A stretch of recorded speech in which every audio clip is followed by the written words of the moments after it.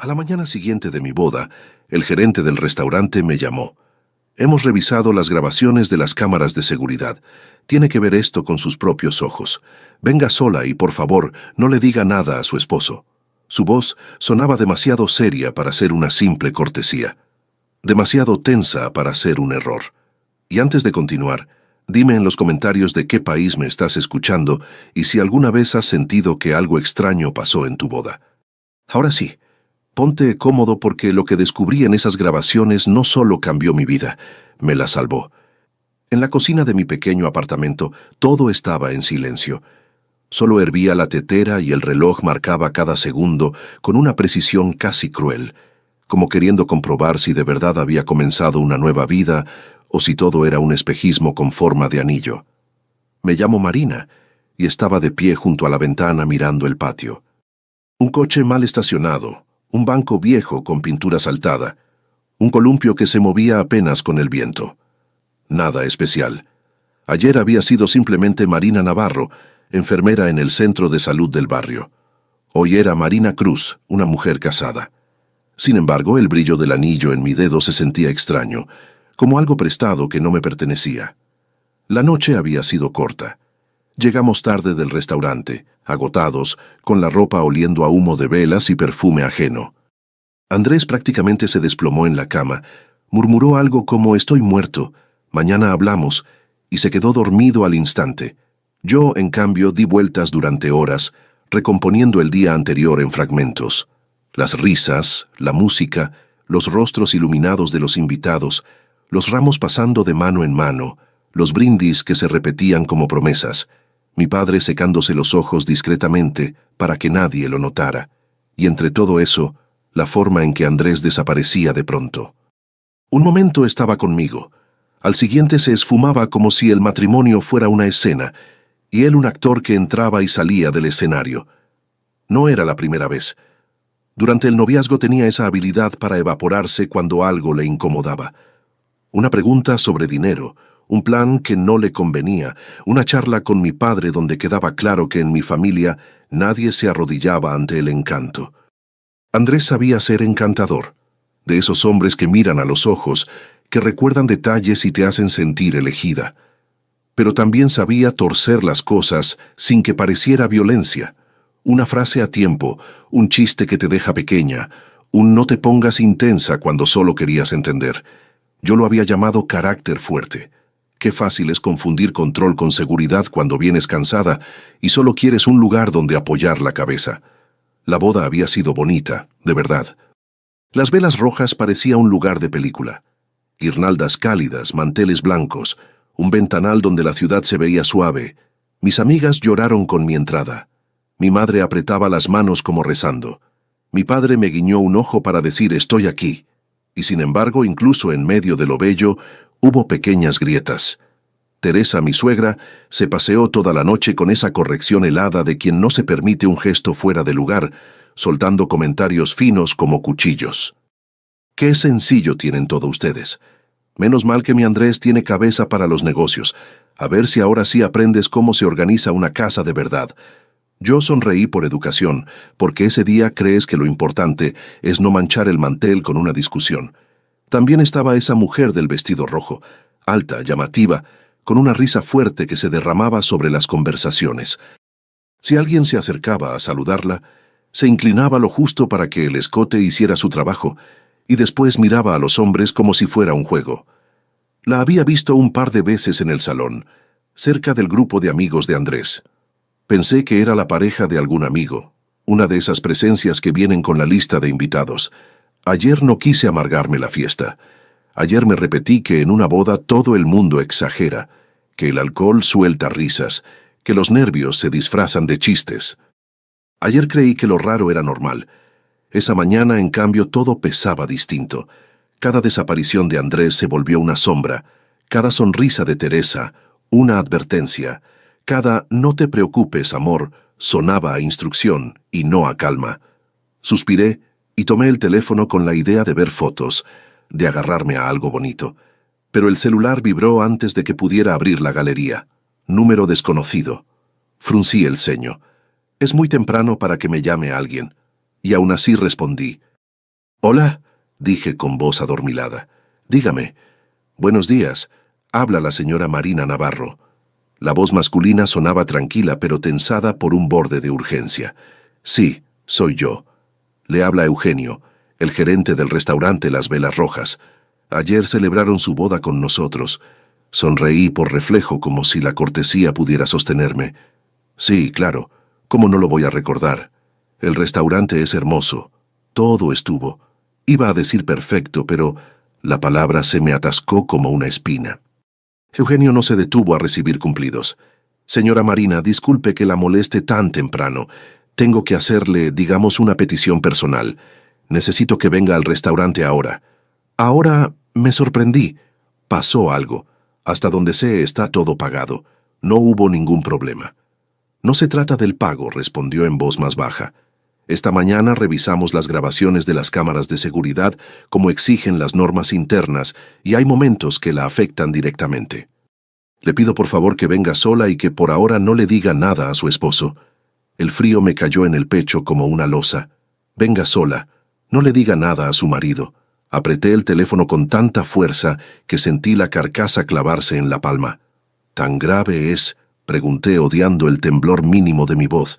Es mejor que lo vea con sus propios ojos. No tengo derecho a comentarle nada por teléfono. Estaré aquí todo el día. Venga cuando pueda. Se despidió con una formalidad casi triste y colgó sin darme espacio para más preguntas. El pitido final del celular sonó como una puerta cerrándose. Durante unos segundos me quedé inmóvil, mirando un punto fijo sobre la mesa. Después me levanté despacio y me asomé al dormitorio.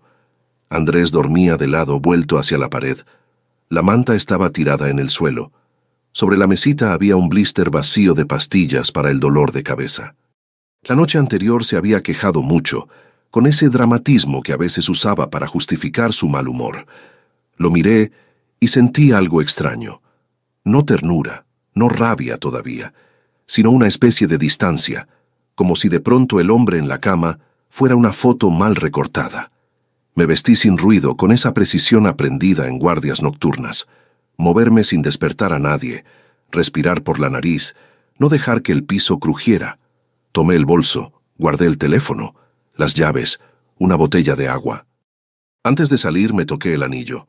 El metal estaba frío. Vuelvo rápido, me dije en silencio, como si mintiéndome pudiera protegerme. El taxi me llevó rápido. La ciudad a esa hora estaba lavada, recién despierta. Olor a pan de alguna panadería, buses llenándose, gente con caras de lunes aunque fuera domingo. Desde fuera, a plena luz del día, el restaurante me pareció casi ajeno. De noche, con música, luces y guirnaldas, había sido un lugar mágico. Ahora no era más que un edificio de vidrio y ladrillo con un letrero discreto. Un hombre fregaba la alfombra. Todo indicaba un día laboral cualquiera, solo que me costaba respirar como si el aire estuviera hecho de vidrio molido. En el vestíbulo, Eugenio me esperaba. Era bajito, muy pulcro, con camisa oscura y una mirada cansada pero atenta. No tenía cara de chismoso ni de oportunista. Tenía cara de alguien que no durmió porque vio algo que le rozaba la conciencia. «Señora Marina Navarro», confirmó con un hilo de voz. «Sí, usted fue quien me llamó, ¿verdad? Así es. Pase por favor a la oficina. Allí estaremos más tranquilos». Mientras caminábamos por el pasillo, noté que Eugenio miraba 2 veces hacia atrás, como asegurándose de que nadie lo seguía. Ese detalle mínimo me dio más miedo que cualquier palabra. Cruzamos junto a la cocina de donde ya llegaban golpes de ollas, órdenes cortas y el olor a cebolla friéndose. En un despacho pequeño había una mesa, 2 sillas y varios monitores donde parpadeaban cuadritos con imágenes de distintas cámaras. «Siéntese, por favor». Me da miedo hasta preguntar, intenté bromear, pero la sonrisa no me salió. Fue apenas un gesto. Eugenio suspiró. Se inclinó hacia los controles y pulsó un par de botones. «No suelo hacer esto», dijo. «No me gusta meterme en la vida de los clientes, pero lo que vi, si fuera mi hermana, mi hija, yo también querría que alguien la llamara». En la pantalla apareció el salón. Invitados, camareros corriendo, la pareja de recién casados girando en el centro. «Este es el inicio de la noche», explicó.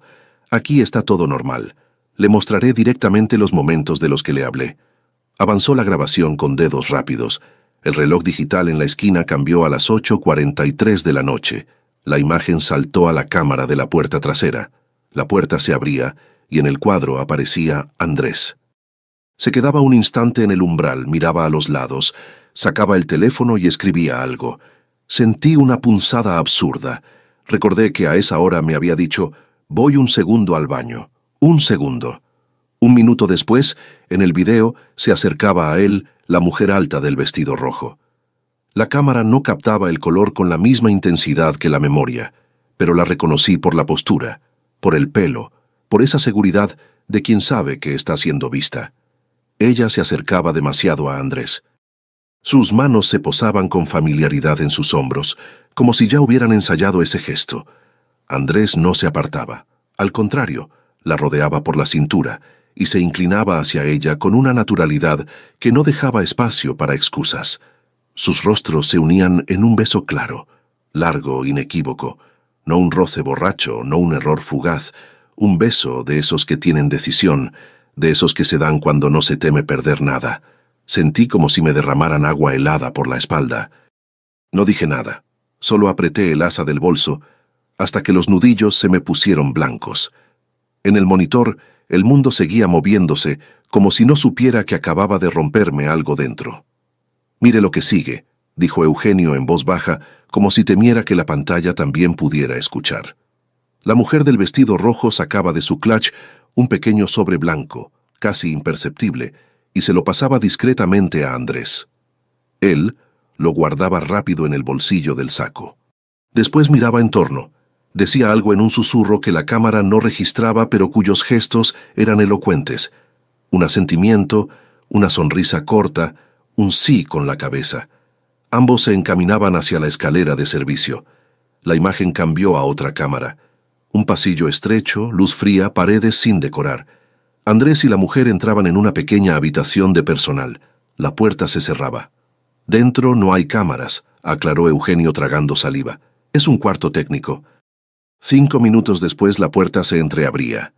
Ella salía acomodándose el vestido y el cabello. Él sonreía. Intercambiaban unas palabras breves y se separaban. Andrés de vuelta al salón, ella rumbo al baño. Tragué saliva. Los ojos me ardieron, pero me obligué a no llorar. Una parte de mi mente, la parte que siempre busca explicaciones para no derrumbarse, quiso agarrarse a cualquier salida. Tal vez estaban discutiendo, tal vez era un error, tal vez, puede que, susurré, sea una tontería.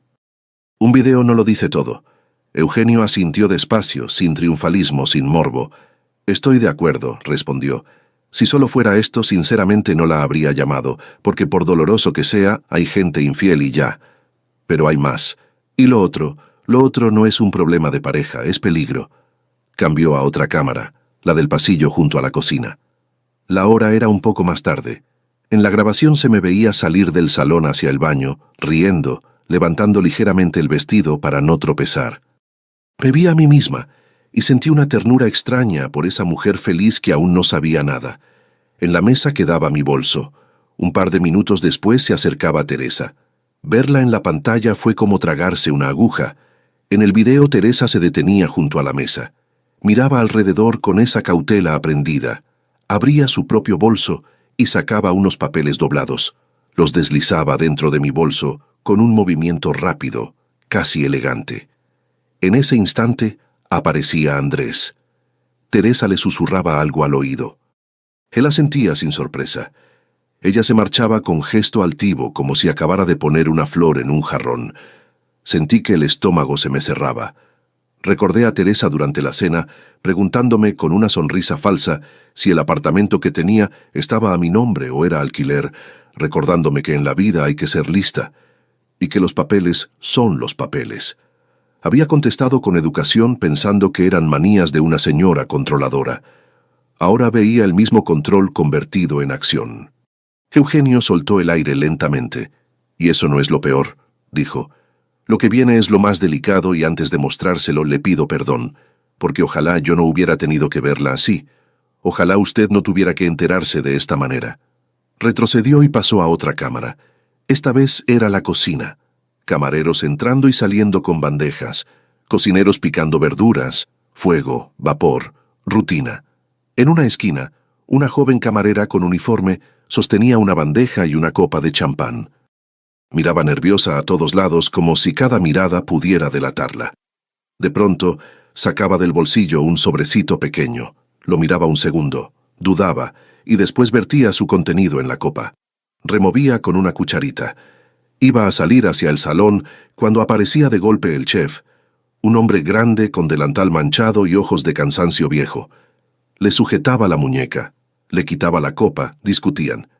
La cámara no captaba audio, pero los gestos lo decían todo. Él preguntando ¿qué estás haciendo? Ella balbuceando, poniéndose roja, casi al borde del llanto. Un minuto después llegaban Eugenio y 2 empleados más. Se llevaban a la camarera aparte, lejos del tránsito. Eugenio detuvo el video. Por un momento se quedó mirando la pantalla apagada como si aún pudiera salir algo de ahí. Esta escena no me dejó dormir, confesó. Tiramos ese champán de inmediato, por supuesto. Nada de esto llegó al salón. Pero la situación en sí, usted entiende. Asentí muy despacio. El corazón me latía tan fuerte que me zumbaban los oídos. ¿Qué era eso?, pregunté en un susurro con la voz que usan los pacientes cuando temen el diagnóstico. Eugenio se frotó la frente. Interrogamos a la chica enseguida. Al principio lo negó todo. Dijo que era azúcar, que era una broma, pero cuando el chef le enseñó que el sobre no venía de la cocina, se quebró. Lloró. Dijo que el novio de la novia, es decir, su esposo Andrés, se le acercó y le pidió que preparara una copa especial para usted. Sentí que la palabra especial se me clavaba como un insulto. Eugenio continuó con cuidado, como quien camina sobre vidrio. Le dio el sobre con el polvo, asegurándole que era un tranquilizante fuerte para que usted no se pusiera nerviosa, y le prometió una buena propina. Así lo dijo ella. Yo la aparté del servicio y grabé toda la conversación. Está el audio guardado. También tengo el reporte interno del chef, y vaciló. Yo sé que esto es horrible, pero preferí que usted lo supiera por mí antes de que su marido pudiera inventar una historia. Porque él preguntó por usted 2 veces en la barra, como si estuviera midiendo tiempos, como si esperara un efecto. Me cubrí el rostro con las manos, sentí el pecho oprimido, como si alguien me estrujara el corazón con una mano fría. Quise vomitar, quise desmayarme, quise despertar y descubrir que todo era una pesadilla, pero lo único que salió fue aire, un hilo de aire roto. Discúlpeme, dije al fin. Necesito un momento para asimilar esto. Eugenio asintió con comprensión y me acercó un vaso de agua. Bebí y el agua me supo a metal. Después me levanté. Las piernas me temblaban, pero mi voz sonó sorprendentemente firme. Quiero que me haga una copia de todos esos fragmentos, por favor, y del audio y de cualquier informe que tengan. Por supuesto, respondió él como si hubiera estado esperando esa frase. Deme media hora, se lo preparo todo, y si usted quiere firmo una declaración. Salí al vestíbulo y me senté en uno de los sofás. Los camareros iban y venían. Alguien limpiaba mesas, otros decoraban el salón para el siguiente evento. La vida continuaba como si nada, solo que dentro de mí todo se venía abajo con un ruido sordo. En mi mente se mezclaron recuerdos pequeños que de pronto se volvían pruebas. Andrés pidiéndome el número de mi cuenta por si acaso. Andrés insistiendo con el acuerdo prenupcial porque es lo moderno. Andrés preguntando si el apartamento estaba libre de cargas. Andrés hablando de hacerlo fácil y ponerlo todo a nombre de la familia. Me había reído. Me había dejado llevar por la idea de construir. Ahora veía que él no hablaba de construir conmigo, sino sobre mí. Cuando por fin me entregaron una memoria USB y un sobre con copias, lo guardé como quien guarda una bomba desactivada. Con cuidado, sin mirarlo demasiado, sabiendo que dentro estaba el verdadero peligro. Eugenio me apretó la mano. Señora Marina, no sé qué va a hacer con esto, pero gracias por venir y perdón por el golpe. Gracias por llamarme, respondí, y me sorprendí de decirlo sin ironía. Me salvó. Eugenio bajó la mirada como si esa palabra le pesara. Salí del restaurante con el aire pegado a la garganta. No podía volver directamente a casa. No todavía. Necesitaba un lugar donde mi cuerpo pudiera temblar sin testigos. Caminé unas cuadras hasta un pequeño parque cercano. Me senté en una banca. Dos jubilados comentaban los precios del supermercado como si ese fuera el gran drama del mundo. Un niño pasaba a toda velocidad en patinete. Una mujer sacudía migajas para las palomas. Miré todo eso y sentí una envidia inexplicable. La normalidad de los otros, la ignorancia feliz de los que aún no han tenido que mirarle la cara al monstruo en alguien amado. Saqué el teléfono y marqué un número conocido con dedos torpes. Alex, soy Marina. Puedes recibirme lo antes posible. Del otro lado hubo sorpresa y enseguida preocupación. Claro, vente ya. Estoy en la oficina.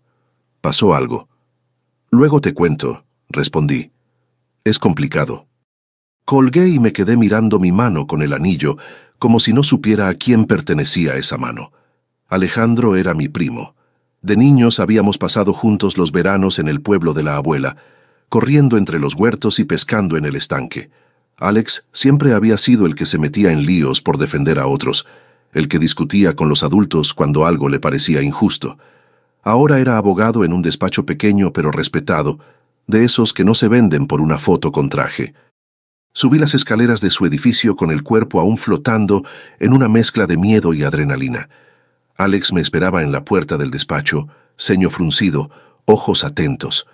«¿Cómo estás?», preguntó abrazándome con cuidado. «Estás pálida». «Estoy», exhalé. No estoy bien, pero estoy de pie y eso ya es algo». Nos sentamos frente a frente. Le conté todo con detalle, sin prisa, porque las palabras eran lo único que me mantenía anclada. La boda, las desapariciones de Andrés, la llamada del gerente, las grabaciones, el beso, el sobre, la habitación, la suegra metiendo papeles en mi bolso, la camarera echando polvo en la copa. Cada vez que decía Andrés, el estómago se me retorcía. Al final, dejé sobre la mesa la memoria USB. Alex la miró como si fuera un arma. Conectó la memoria, vio los videos con atención profesional, tomó notas, pausó y retrocedió varias veces. Su mandíbula se tensó. Cuando terminó se quitó las gafas y golpeó suavemente la mesa con el bolígrafo. 1, 2, 3 veces, como marcando un ritmo para no perder la cabeza. «Bien», dijo al cabo. «Aquí hay varias cosas claras. Primero, indicios de fraude y falsedad dependiendo de esos papeles que metió tu suegra. Segundo, intento de atentar contra tu integridad. Ese tranquilizante en una copa sin tu consentimiento es gravísimo, aunque no se haya consumado la intención está. Y tercero», añadió mirándome con una mezcla de rabia y ternura, «por lo que se deduce él pretendía usar el matrimonio para quedarse con tus bienes». Levanté la mirada. «¿Qué se supone que tengo que hacer?», pregunté en voz baja, sintiéndome pequeña por primera vez en años. «Lo primero, no perder la calma y no hacer nada impulsivo. Sé que quieres gritarle, romperle cosas, arrancarte el anillo, no lo hagas. Lo segundo, seguridad. Tienes a dónde ir si la cosa se pone fea». Pensé en mis padres. Sí. Bien. Lo tercero, estrategia. Alex me hizo preguntas precisas como si estuviera armando un mapa. ¿Qué firmaste? ¿Qué bienes tenías? ¿Qué cuentas? Si Andrés tenía llaves de mi apartamento.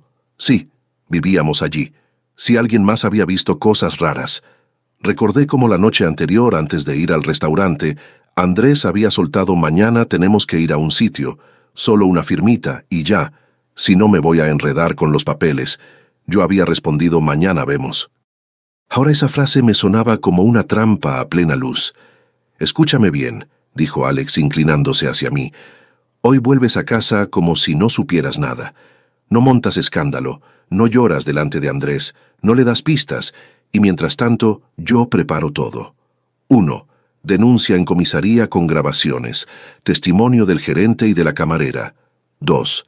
Medidas en bancos para bloquear operaciones por poder sin presencia. 3. Preparamos la nulidad del matrimonio por engaño. ¿Lo captas?». Asentí, aunque la palabra nulidad me sonó irreal, como si hablara de otra mujer. «¿Y si se da cuenta?», pregunté. «Por eso vas a actuar normal, y por eso si en algún momento sientes miedo real te vas. Sin discutir, te vas y me llamas». «Alex, yo», tragué. «No puedo creer que esté diciendo esto de mi marido». «No es tu culpa», corrigió con firmeza. «No te culpes. Hay gente que vive de la máscara. Tú amaste a la máscara. Lo importante ahora es que no te coman viva por haber sido buena. Apreté los labios. No quería ser buena ni tonta, quería ser segura. Y por primera vez desde la llamada sentí algo parecido a una brújula interna. Esa noche volví a casa, abrí con mis llaves, respiré hondo y noté cómo se me aceleraba el corazón. Temía el enfrentamiento con Andrés casi tanto como lo que había visto. En la entrada estaban sus zapatos. En la sala, el televisor encendido llenaba el aire con voces de algún programa. Andrés estaba tirado en el sofá con un pantalón de deporte pasando canales. Sobre la mesa había una caja vacía de pizza y una lata de cerveza. Giró la cabeza al oír la puerta. «Ah, mira quién llegó», dijo con tono burlón. «¿Dónde andabas, señora esposa?» Ya estaba empezando a preocuparme. Colgué el abrigo despacio, midiendo cada gesto. «Tenía que resolver unas cosas», respondí, y me sorprendí de lo serena que soné. «¿Qué cosas?», frunció el ceño. «Nos casamos ayer, por si se te olvidó». Normalmente las esposas se quedan con el marido, preparan sopita, no se la pasan paseando por la ciudad. Recogí la caja de pizza y la tiré. Lavé un plato solo para hacer algo con las manos. «Yo también me preocupé ayer cuando desapareciste varias veces», comenté con calma. «Pero dijiste que eran asuntos, cosas que no eran de mi incumbencia». Andrés se removió en el sofá. «Tenía que ver a unas personas. Negocios, Marina. No es asunto tuyo. Cosas de hombres». La frase me sonó más sucia que nunca. Sentí la rabia subirme como bilis, pero la contuve recordando a Alex.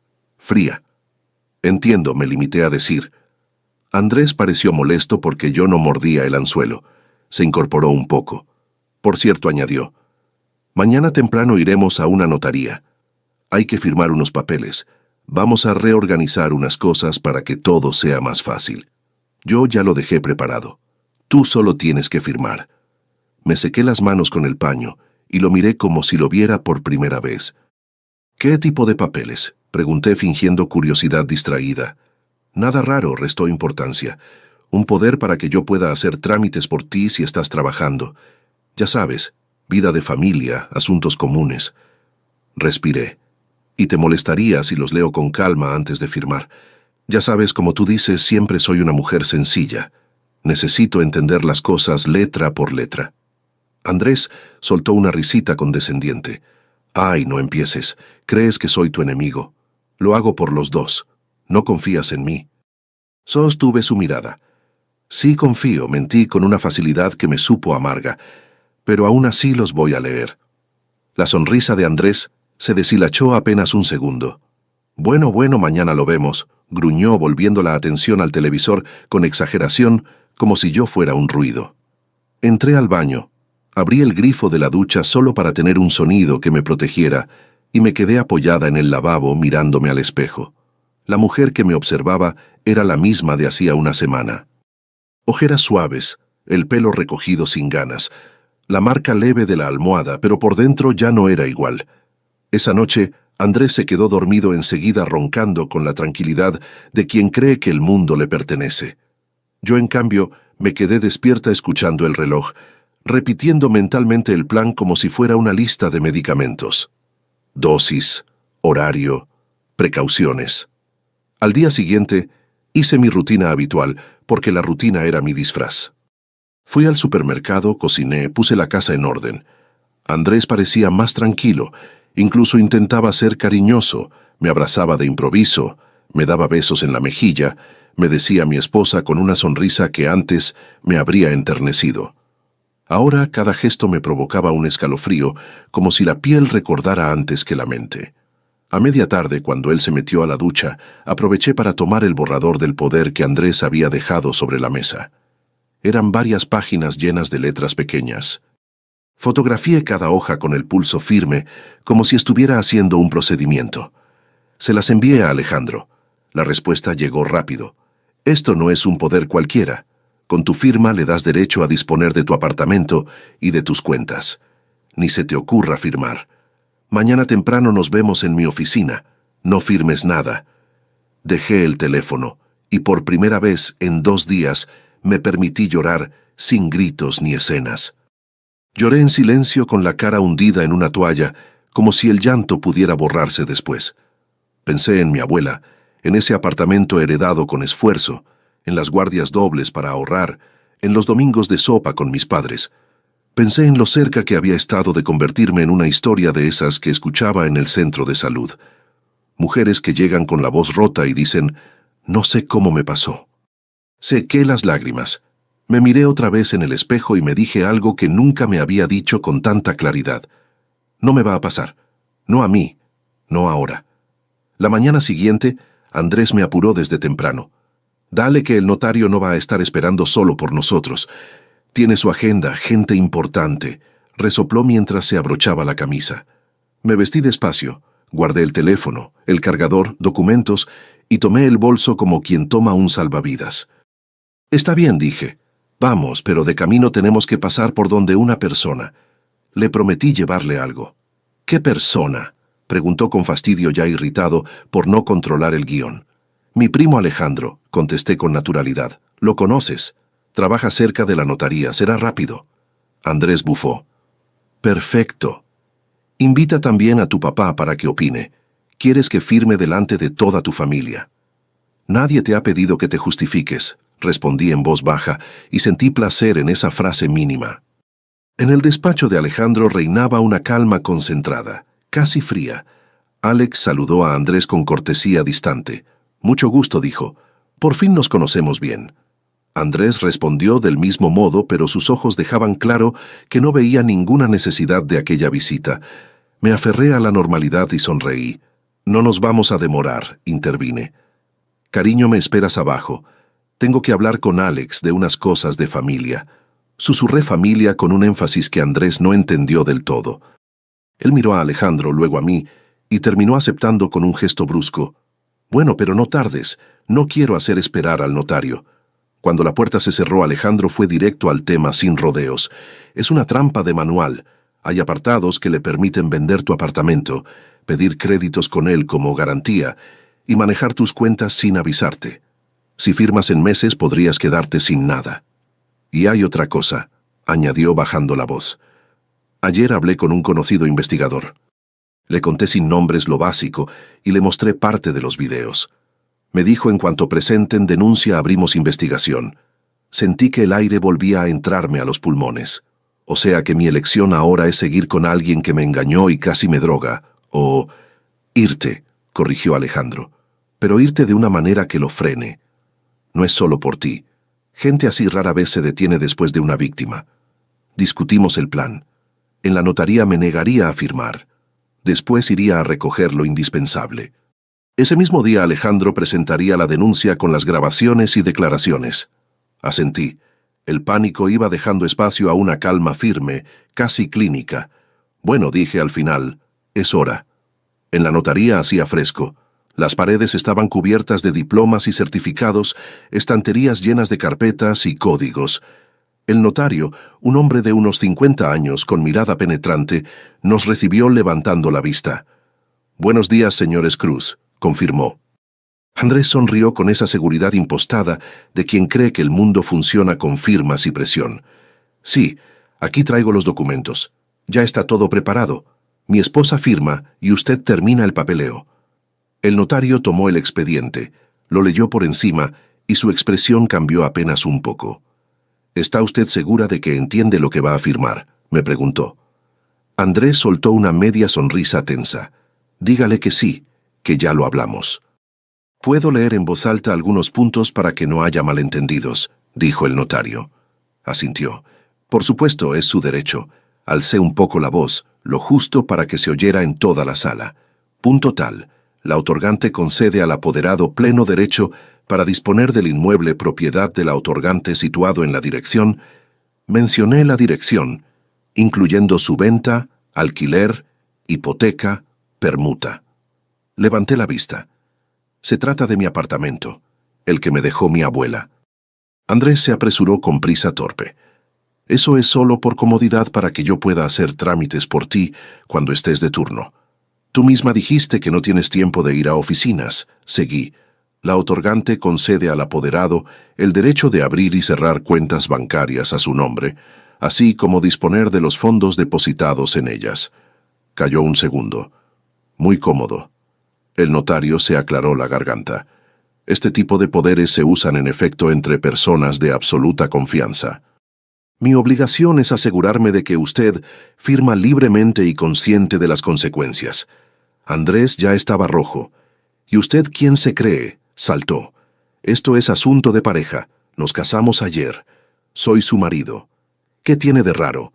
Dejé los papeles sobre la mesa con suavidad como quien baja un bisturí. ¿Sabe qué? No estoy lista para firmar esto. Ayer me casé y hoy por primera vez en mucho tiempo he decidido usar la cabeza. Necesito tiempo. Andrés se volvió hacia mí, ojos chispeando. ¿Qué circo estás montando? Dijiste que confiabas en mí. Prometí ser sincera contigo, respondí, y sentí el temblor querer aparecer, pero no lo dejé. Y con sinceridad te digo que no voy a firmar estos documentos. El notario juntó los folios. En ese caso, no hay nada que tramitar. Sin su consentimiento voluntario no puedo formalizar este poder. Andrés se puso de pie de golpe. La silla chirrió. «Usted me está arruinando el plan», gritó, y al decir plan se delató con una claridad ridícula. Me levanté también. «Basta, Andrés», dije con una firmeza que se sintió ajena, prestada por todas las mujeres que alguna vez no pudieron decirlo. «Hemos terminado». Me giré hacia el notario. «Gracias por su tiempo. Disculpe las molestias». Y salí sin mirar atrás. En el pasillo Andrés me alcanzó con pasos rápidos. «Te vas a arrepentir», me susurró con furia contenida, lo bastante bajo para que no lo oyeran en recepción. «Crees que eres muy lista. Ya hablaremos en casa». Me detuve y lo miré largo rato, como si quisiera memorizar su verdadera cara. «A casa irás tú solo», dije. «Yo me voy con mis padres, con mi primo y con la gente que se encarga de casos como el tuyo». Andrés parpadeó descolocado. «¿Qué casos? ¿De qué hablas?» Dejé salir una sonrisa torcida, triste. «De los videos, Andrés, donde sales besándote con otra en la puerta trasera del restaurante, donde le encargas a una camarera que eche un polvo en mi copa, donde recibes sobres como si yo fuera una cuenta por vaciar. ¿Te suena?» Por un segundo Andrés pareció quedarse sin aire. Se puso blanco. Después intentó recuperar el control con indignación falsa. «Eso es un montaje. Te están manipulando. Te encanta pensar que todos a tu alrededor son tontos», respondí. «Pero esta vez te equivocaste. Tengo familia, tengo amigos y sobre todo ojos. Lo vi. Así que tú ve por tu camino y yo voy por el mío». No volví sola al apartamento. Alejandro me acompañó y esa presencia cambió el aire. Ya no era una presa caminando hacia la guarida, era alguien que volvía a recoger lo que le pertenecía. Andrés no estaba cuando llegamos. Tal vez había ido a buscar a Teresa, tal vez a inventar una historia. Entré y todo me pareció más pequeño. El sofá, las fotos enmarcadas, la taza que usaba para el café. Metí en una maleta lo indispensable. Ropa, documentos, mi carpeta médica, el álbum de fotos con mi abuela, el estetoscopio que me regaló mi padre cuando me gradué. Cada objeto me dolía, no por el objeto, sino por lo que había representado cuando creí que esa casa sería un inicio y no una emboscada. Cuando bajábamos las escaleras con las maletas, Teresa apareció en la puerta del edificio como si la hubieran invocado. «¿Qué es esto?», exigió mirando a Alejandro con desprecio. «¿Qué le estás llenando la cabeza a mi nuera?». La miré y entendí que Teresa no estaba sorprendida, estaba enojada porque el plan se rompía. «No soy tu nuera», respondí, y la frase me supo a libertad. «Y no me estás hablando como para convencerme, sino como para mandarme». Teresa apretó los labios. «Mi hijo solo quiere facilitar las cosas. Tú con tu carácter siempre buscando problemas. Mi carácter me acaba de salvar», la corté.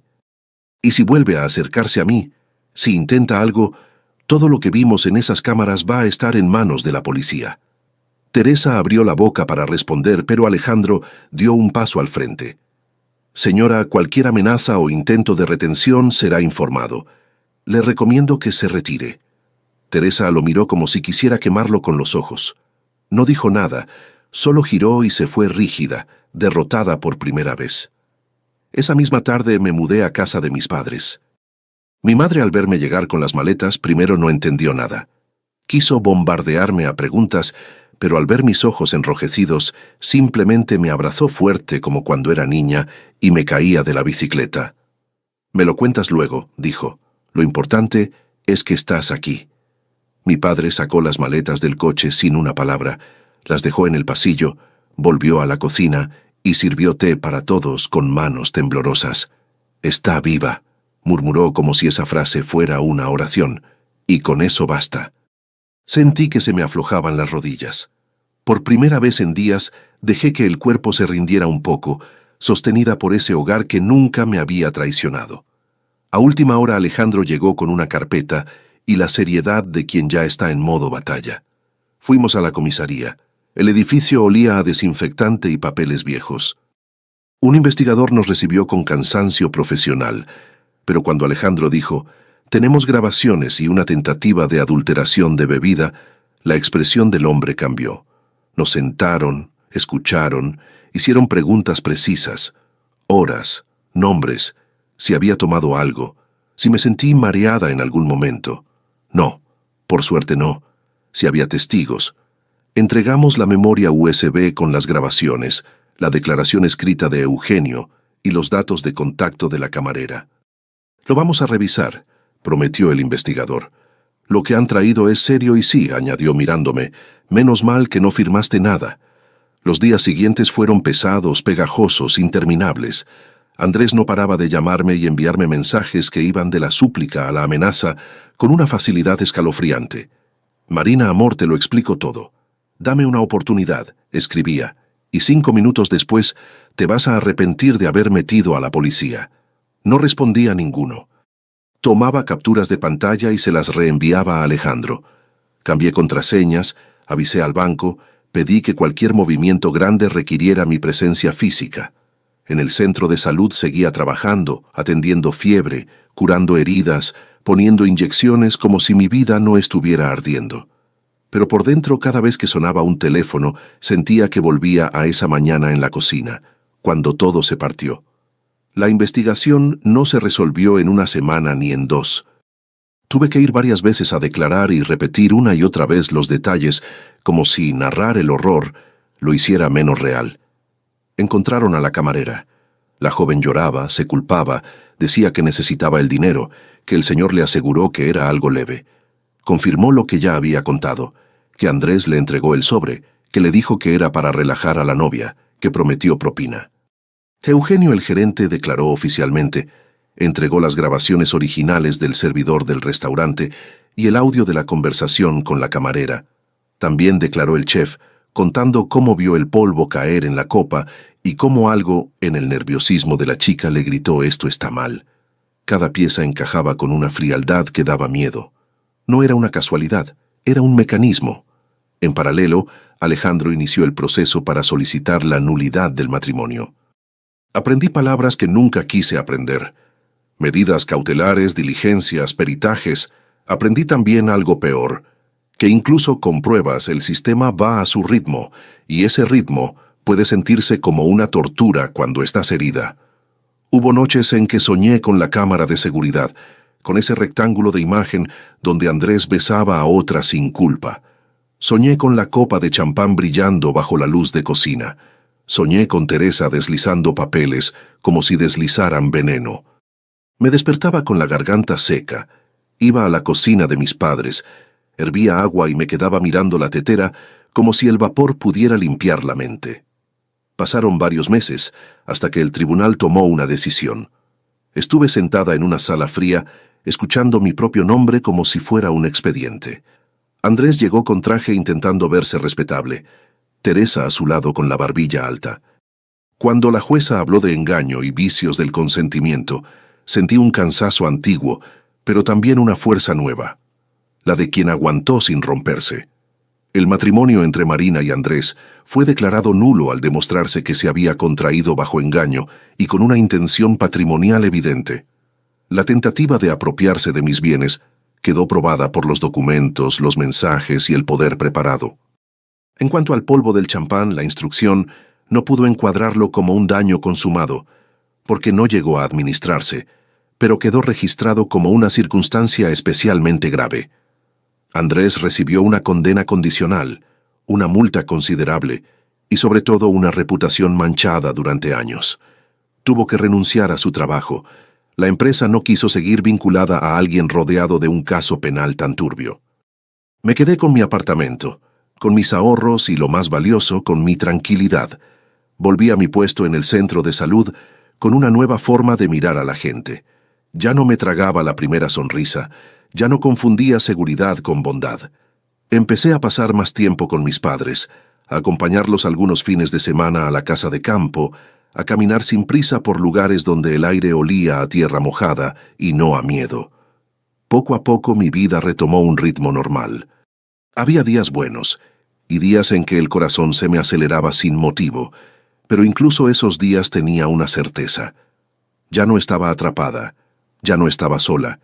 A veces, al caer la tarde, recordaba aquella llamada de la mañana después de la boda. Hemos revisado las grabaciones. Tiene que verlo usted misma. Venga sola y no le diga nada a su marido. Pensaba en cuántas cosas habrían sido distintas si no hubiera contestado el teléfono, si hubiera dicho, ya veré eso después. Si hubiera cerrado los ojos ante las señales raras, excusándolo todo con los nervios y el estrés de la boda, podría haber firmado el poder. Podría haberme quedado con las paredes desnudas y deudas a mi nombre. Podría haber pasado el resto de mi vida creyendo que la culpable era yo por confiada, por romántica, por tonta. Pero la vida me dio una oportunidad brutal, ver la verdad de golpe. Y ahora, cuando por las noches me preparaba una taza de té, ya no pensaba en cómo me engañaron, sino en los años que me quedaban por delante, en los que no permitiría que nadie volviera a usarme. Acariciaba el borde caliente de la taza y escuchaba el mismo reloj de siempre, pero ya no sonaba como una amenaza, sino como una prueba de que seguía aquí. Menos mal que todo terminó así, me repetía en voz baja. Más vale una verdad amarga que una mentira dulce. En algún lugar de la ciudad, quizá otro gerente revisaba también las grabaciones por protocolo, y tal vez en otro salón, en otra mesa, alguien estaba tomando la misma decisión. Callar o decir la verdad. Yo lo sabía porque lo había vivido. A veces, una sola llamada, una sola elección te salva la vida. Y ese era para mí el verdadero sentido de toda esta historia. Si te ha pasado algo parecido o conoces a alguien que haya vivido una situación así, déjame tu historia en los comentarios. Nunca sabes a quién puedes ayudar con tu testimonio. Y si esta historia te llegó al corazón, compártela porque quizá alguien más necesita escucharla hoy.